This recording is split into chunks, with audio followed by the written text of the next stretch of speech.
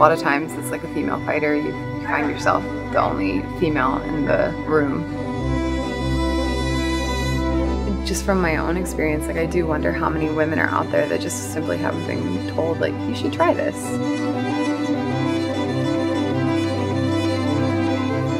We aren't really raised to be like, go into the ring and fight someone. So it makes you feel normal.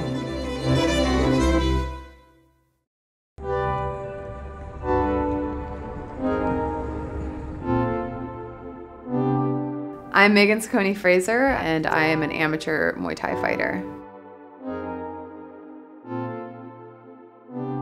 My journey to fighting was a little different. I was training for the Olympics for rowing. I was a rower from the age of like 15 to 27. I was in a really bad car accident. I was like in constant pain. I had a lot of problems, and then I had a race. It was trials for World Championships, and after the race I couldn't feel my legs, and that's when I finally went and got all the big tests and found out that I had bulging discs and I had some fractures in my vertebrae from the accident. I had been like training and rowing on them for like a year and a half, give or take. It was what defined me. Like I literally didn't know how to introduce myself to people, like without this like big chunk of my identity. So I did what like every normal person does, and I moved from downtown DC to a dairy farm in New Zealand. While I was there, I met my now husband Dion, and he was a competitive kickboxer, and I started working with him as a strength and conditioning coach, and that's how I started Muay Thai.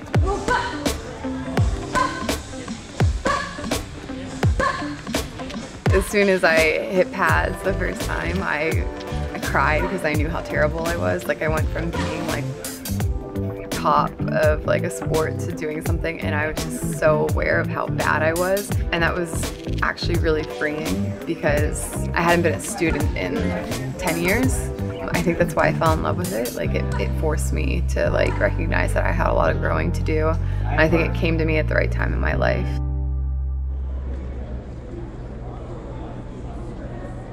I knew I wanted to compete like pretty much immediately, and the culture in New Zealand for basically any sport is to just kind of get out there and do it. But then when we moved to the United States, it became like impossible to find a coach that like wanted to give me that chance. Like I had coaches that wouldn't even let me think about it.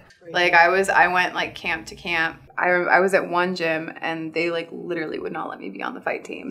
And I was showing up more than like some of their professional fighters for training. But then we had a girl come, no experience, and she was on the fight team. She was pretty and little. Oh, and, okay. And she was like probably like a 115er if she would have competed. Yeah. And she was like immediately put onto the fight team. It's like I was very blessed that I found a gym that I stayed at and was just so supportive of me.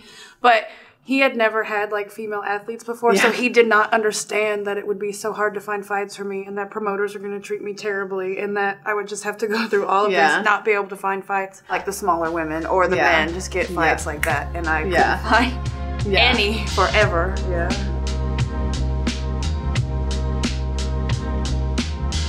It's like you hear a lot, people will be like, oh, the girl fights are like really technical and they're, you know, this and that. And I think that's because like we feel like we have so much more to prove.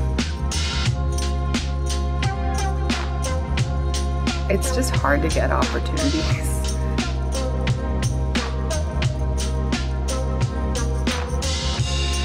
How many fights have you guys accepted that don't follow through?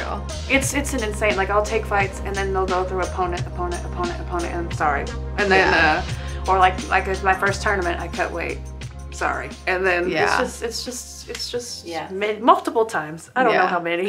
I think it's a compound problem. Yeah. I don't know about you guys. It's a cycle. Like there's not a lack of bigger people of women's sports. You know, you look at even like tennis, you got Serena Williams, we have women's football, we have, you know, there's a lot of stocky women basketball, but they don't go to a sport they can't compete in, which is ours. Yeah. You know, because you're going to be like us, sitting around for 4, 5, 6 years with like 5 fights. You know what I mean? Like once a year. Like how can you hone your skills with that? It's so frustrating. It's the same reason I don't care about football. There wasn't a girls team, so I didn't care if I couldn't play on it. So if there's lack of opportunity, there's going to be a lack of athletes. Yeah, they go somewhere. You hear people like complain about like there not being depth in weight classes. Like Chris Cyborg, she can't find opponents that are like worthy of her, and that's just because nobody's creating opportunities for people to grow. The promoter that I fight for up in Dallas, like their undercard for my next fight is all female undercard, and that's awesome. And then like you have Invicta, and they're leading the way as well. Just literally people just stepping up and creating opportunities for women.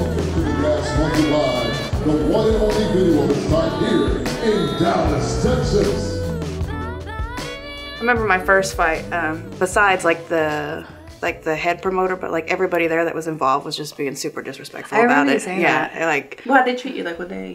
Why was it terrible? It was just like people making a mockery of it because it was too bigger girls, and they're just like, oh, it's a freak show. It was actually ridiculous. Made me feel like, so I won, and like I won by stoppage, but I still I left feeling like the worst I had ever felt. Yeah, like ever. Yeah. It's so annoying too because they don't do that to dudes. No, like as soon as it becomes a female, it's like, how dare you be above some random number that we've deemed acceptable for like fighters to be. How dare you be born that way? I was born this way. I'm sorry. In terms of social media, do you have a lot of people comment on your weight and height more than your performance in a fight? And how do you combat that? You get 2 kinds as a female fighter. You get creepy ones, and then you get the other ones because of the way I look that are like, you're not a fighter, you have no discipline, you're fat, like, get the fuck out of here. Stop it. Don't call yourself that. I mean, I don't know. There have been times where I've combated with like keyboard warrior style, which was I'm trying to not do that.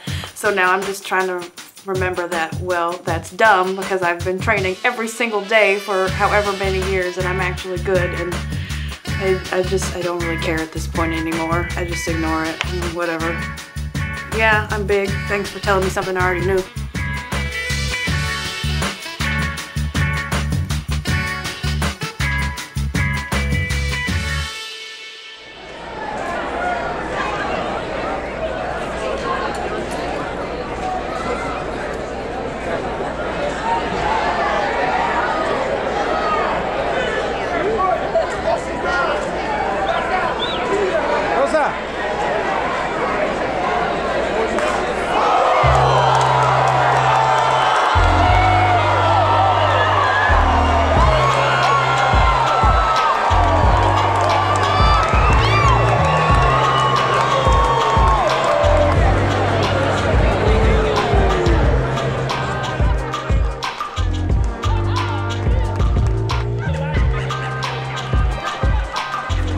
It's pretty clear we've had a lot of similar experiences. Like we're both had issues with eating disorders, and there's a lot of other things in our past that were very similar. So I think like it was definitely like a fight of respect.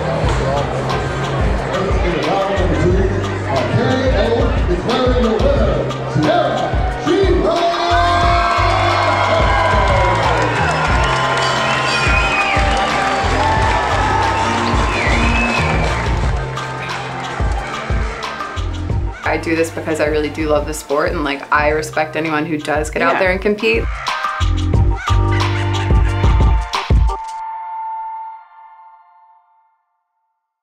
I don't think enough coaches are looking at women above a certain weight class and saying like, yeah, like you should do this. Like, and the only way you're gonna know if you like it or not is if you even do it. And I think a lot of women won't put their hand up for it. So like we need coaches saying like, it doesn't matter if you're 120 pounds or 220 pounds, like let's put a goal and let's like go for it.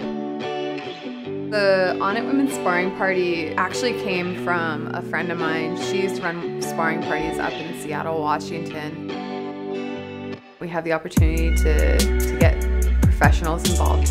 And this one we brought in Jin Yu Frey and Tiff Timebomb. Tiff obviously comes with Muay Thai background and Jin comes with an MMA background, so they had a chance to really help each person no matter what they're coming from. It was super powerful to be on the mats with only women. It never happens for us.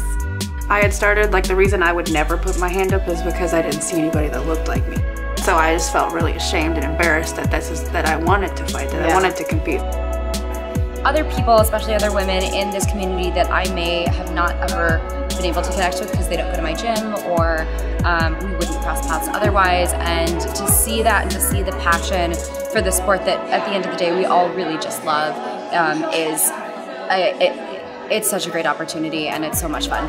So there's not a lot geared towards women, and what's pretty awesome is that we all know that in our gyms. So it's pretty awesome to not only train with your other female teammates, but female teammates from other gyms. Now we have to, like, even if I don't feel like it, I put myself on social media even when I have like bad backlash from weight cut or whatever. Like, I feel like it's my duty now to make sure we're represented, even if I don't want to. There have been so many times I've wanted to quit, but then I'm like, don't you dare.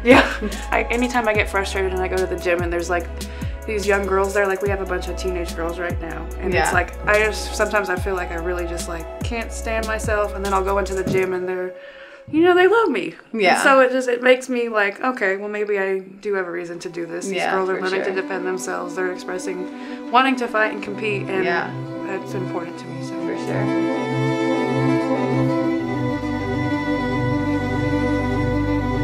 Events like that are important because it's fellowship, and it lets you know, at least for that day, that like you're not the only girl doing it, because, you know, we aren't really raised to be like, go into the ring and fight someone. So it makes you feel normal.